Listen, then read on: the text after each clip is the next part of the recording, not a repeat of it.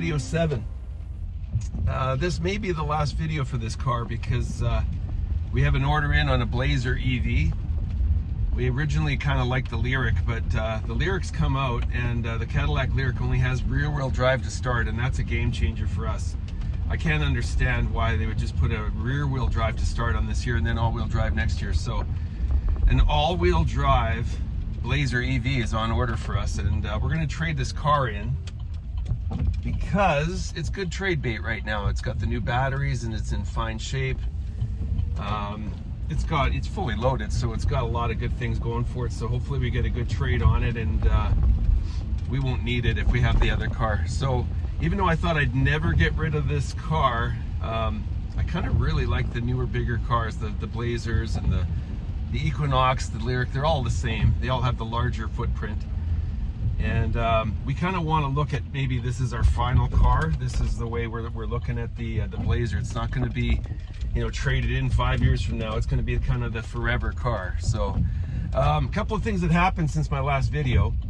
2 summers in a row, we had, and this might happen to one of you guys out there, we had a right wheel front sort of like heating up because the brakes were kind of stuck on a bit on a really hot day. So 2 summers in a row on a hot day, the hottest day of the summer, we smelt something and we realized that the right brake was kind of riding.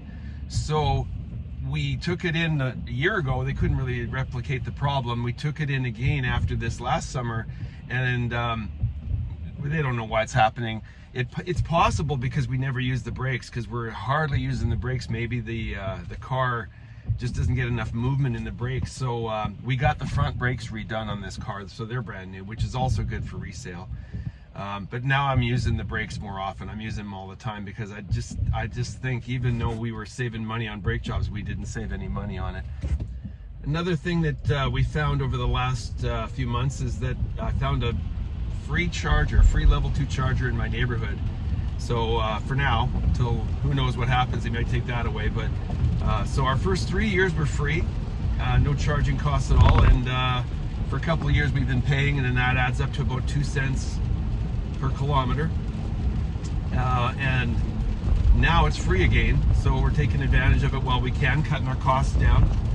So anytime you guys see anything in kilometers, and if I don't mention it, I know there's the odd person has chimed in saying, like, can you say stuff in kilometers and miles too? Well, I'd have to be doing equations and get my calculator out while I'm driving, so I'm going to throw all the equations on the screen. So how much money I've saved, how much the cost per mile, how much it costs per kilometer, all that stuff's just going to be on the screen. So I'm not saying stuff because I'd have to actually stop and get a calculator out and start calculating it, but you'll see it. If you watch the video, you'll see all the equations for anyone that's in miles or in kilometers.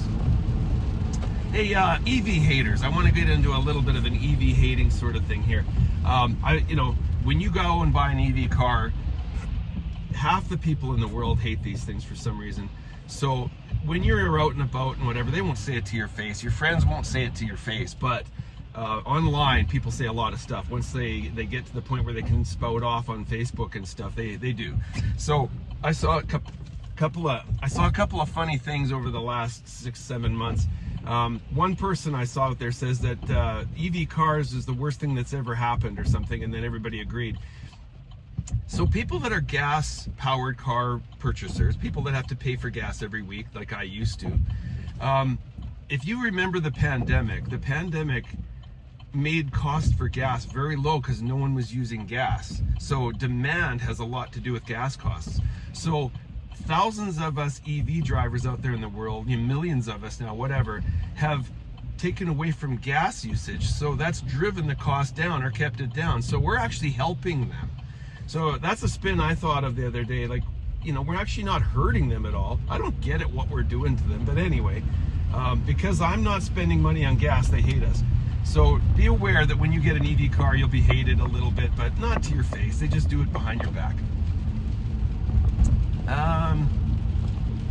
The new batteries are great.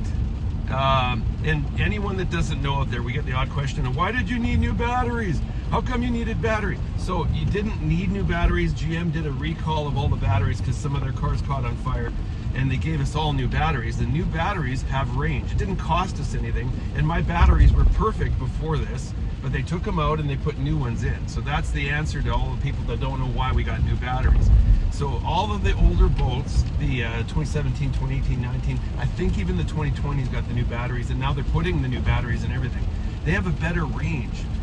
This summer, because in the hot weather, like right now it's a pouring rain, cold day here in Vancouver, but in the hotter weather, it's even better for these cars. So anybody that lives in the hot climates, we had a couple of hot weeks, well, we had a couple of hot months this summer, and I actually got, the stats on my car said I would get up to 680. That was one of my days. Actually, it happened twice. But here's the thing.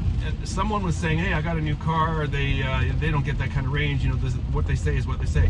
What GM says is to be safe. There was a lawsuit about, you know, people that had to keep their heater on 24/7 back in 2018 or 19. So GM doesn't say you're going to get 680 because you only get that 1 or 2 weeks a year. They're being safe for what they display. But my 680 is the max that I was allowed to go if I took the car to zero. And I didn't take the car to zero. But as you drive, and I drive really well, so I start off smoother, I don't speed, I don't, you know, like it depends how you drive. And it's all city driving that did that for me, not highway driving. The highway driving, the higher speeds take a little bit out of your toll. So when I was getting 680, by the time I got to about a quarter tank, if you added up what I used and what I still had left, it was still high 600s. So if I took the car to zero and kind of killed it, I would have got 680. But safely in those hot months, I was getting 600 kilometers, which is this many miles. So in the hotter weather, and now we got snow coming, like we get the cold winters now, the rain or whatever. So, you know, you put your heat on and off, you don't turn it on all the time or whatever, like, to try and keep your range high, you figure out ways. So, hey, my car is fully charged and it's winter now, so I'm not going to get the 680 range that I got before. This is 490. I'm usually around 500, and if I went down to zero, I'd probably get 500, but I wouldn't do that anyway. And that's all to do with the outside temperature. I mean, my driving habits are really good. I'm not using any heat or anything right now, but that's the outside temperature. It's the batteries being heated by the car, which is drawing away from it. So us people that live in more wintry areas not going to get as good range as the people that live in California, where it's nice and hot. But we are getting some good summers here, and don't stop buying one of these just because we live in the colder climates. I'm still not paying for gas, so it doesn't matter where you live, you're still going to benefit from these things. There was a guy on one of my videos that commented and said 53 was too much. I think he's referring to the cost of the car being $53,000. So it was actually 43 because the government gave me 10 grand back. You know what? It's like when you go to the burger joint and you want a water and a salad, and if you buy the salad, it's like $18 and the water is like $10, but you can have a burger for $2. The cheapest way to go, and I've been saying this for years to people, if you want to go cheap, go buy like a Honda Civic from 20 years ago for $2 grand and run it till it's dead, because those things can go even without oil in them, and you won't spend much money on that. But then you don't know if it's going to start every day. You don't know what's going to happen to it. So having an electric car, it's not about, oh my God, like I only spent $10,000 to get it. They're not going to give you an electric car for 10 grand.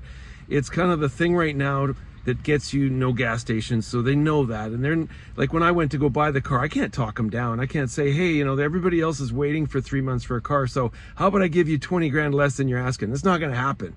So you got to kind of pay what they're asking, and the best thing you can do is get your trade-in to be as high as you can and talk that up. When we get the Blazer EV, I'm probably going to miss a lot of things about this car. This little car can park anywhere. You know, it's really good range, but I'm hoping I can get good range out of the Blazer. It's a bigger car. You know, we're thinking for the future. We're thinking the Blazer is going to give us road trips, and we're going to go on longer road trips now that there's level 3 charging and fast chargers all the way around everywhere. It's for the future, and like, you know, there's a big glass roof in the Blazer. I mean, sunroof and everything. It's a better car. For us, it was time. We dove in 2018. We were the first people on our block to have a Bolt, We're happy. It did us a lot. It saved us this much money over the years at least, not counting the oil changes I haven't had to pay for and all the other stuff. So we're happy with what it did. Its trade-in is still pretty good. I mean, there's a lot of Bolts for sale out there, so we'll see what happens when we actually get there. But because this is a Premier, we're going to get a decent trade-in. But I don't know, actually, you know, when you're ordering the Blazer, you know a lot of things. I know I got heated seats and everything, but I don't know if I got the surround cameras or just a backup camera. I don't think my Blazer is going to be as fully loaded as this Bolt. So I'm going to miss a few things about it, but I really just had to dive in and get the newer car. And we'll be happy no matter what, because we'll still be saving money on fuel. So I'd like to thank you all. I mean, look at the other 6 videos. There's lots of good information in all of them. Thank you all for watching, and subscribe. And I'm not making any money off this. I want to tell the world about how great it is to have a Bolt. So maybe in the future, video 8 will be a start of how great it is to have a Blazer EV. All right, you guys be safe out there, and thanks for watching.